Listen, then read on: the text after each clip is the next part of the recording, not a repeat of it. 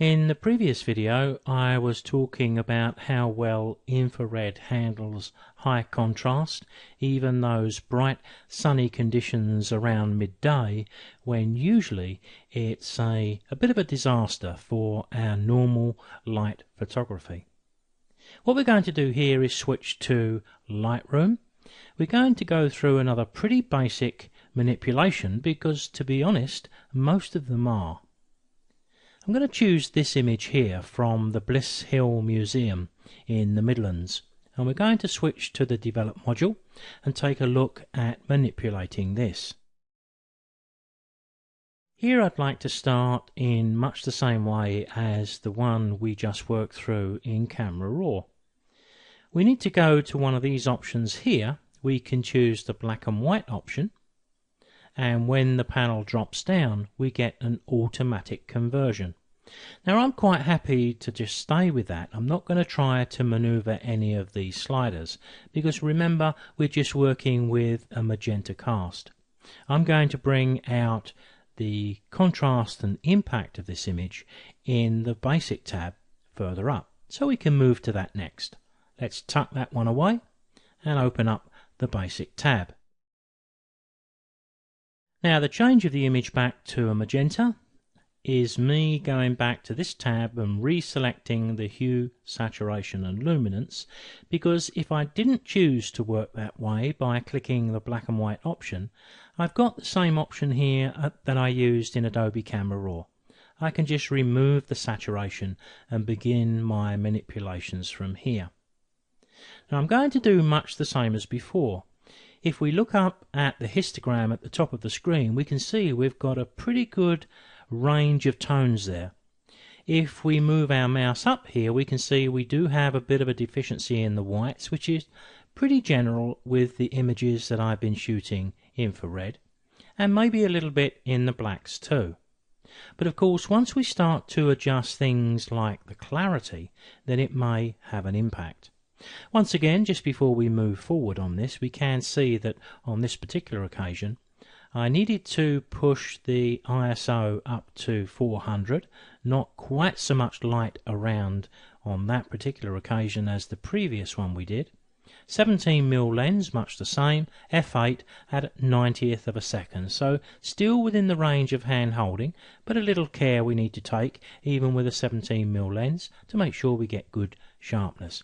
So let's take a look at the clarity here. I'm going to step it up halfway. Straight away we're getting a good bit of contrast coming through there.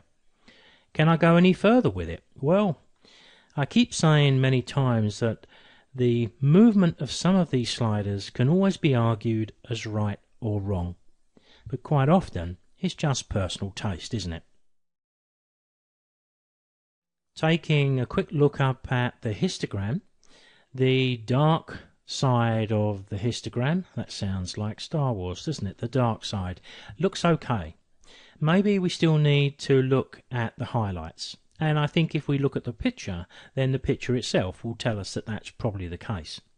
So let's go to the whites and move that slider to the right. Now remember, we can see if we're burning out anything in this image. We can click this little icon here and we can get a clipping warning. We have to go quite a long way before we get it, so we're in a similar situation to what we was with the previous video, where we probably don't need to go quite as far as we possibly can. So I'm going to come back just a little bit here, and there we've got quite a nice black and white effect on the image. Now, looking at the image for a minute or two, I'm going to try to tweak a little bit more white into there. Not much, just looking at the histogram. See, it's nicely touching that side and almost reaching the top, so that does tell us we've got a good range of tones. But the sky just looks a little bit on the weak side, so I think this is where I may bring in a graduated filter. Now, to keep these tidy, I'll tuck away the basic tab for a moment and we'll click the graduated filter. I'm going to click and draw. In fact, I'll draw from there, I think, so we can come down at an angle, something like that. So you can see I'm matching the angle along the top of that old railway carriage. But what I'd like to do is to drop the exposure down. Maybe look at a bit more clarity there. See the sky going a bit darker. We're getting a little more impact. Maybe we can even bring some of the highlights down.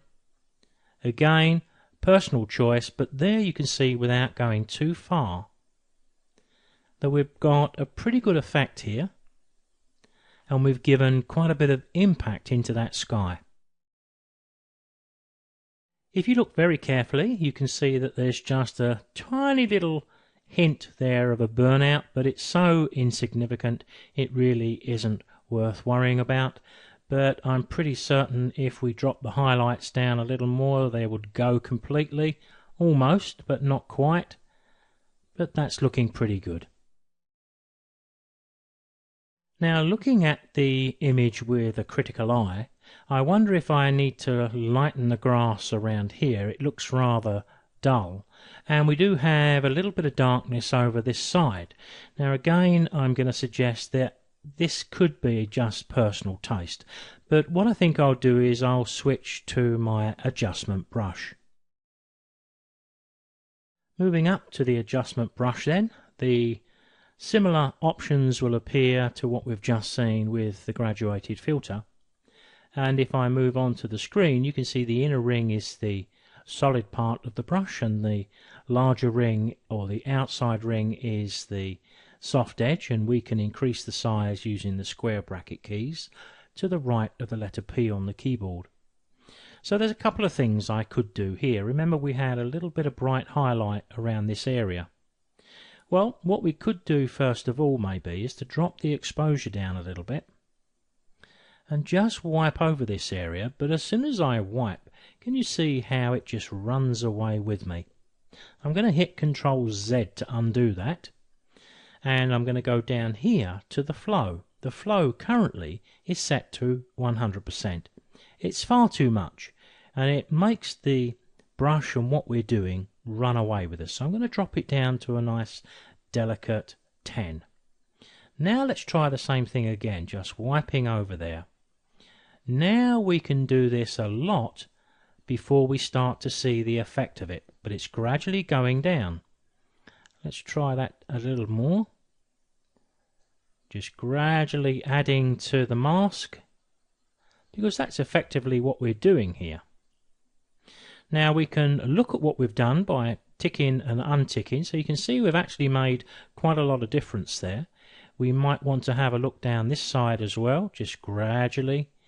It's probably going so gradual you're having difficulty seeing the change, but of course we do see the change when we turn that little toggle on and off. So I'm just darkening the tops of the trees as well. Let's take a little look. See what I mean? The difference it's made.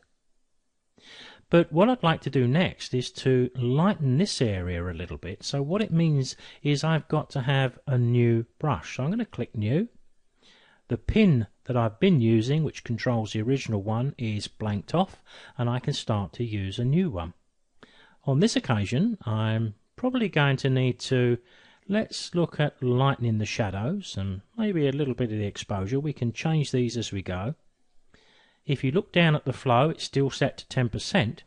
So now I can just lift the tones in this area, up and down the edge there and along the edge.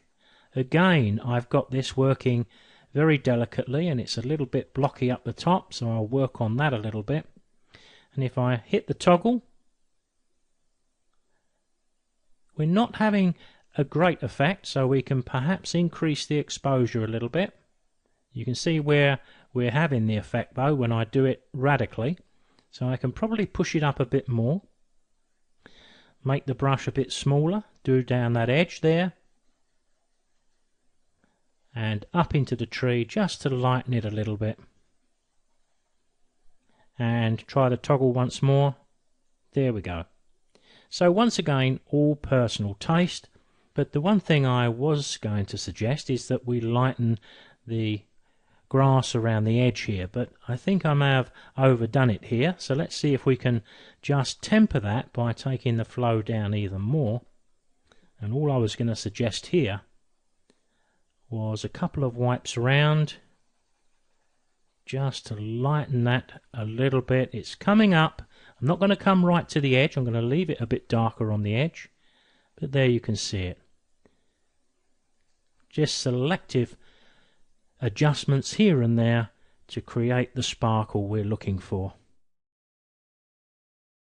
Now I've used quite a wide angle lens here, and there's some evidence on the edge of that rail car there, although I don't find that so much of a problem as I do the wheel above the little mine shaft there.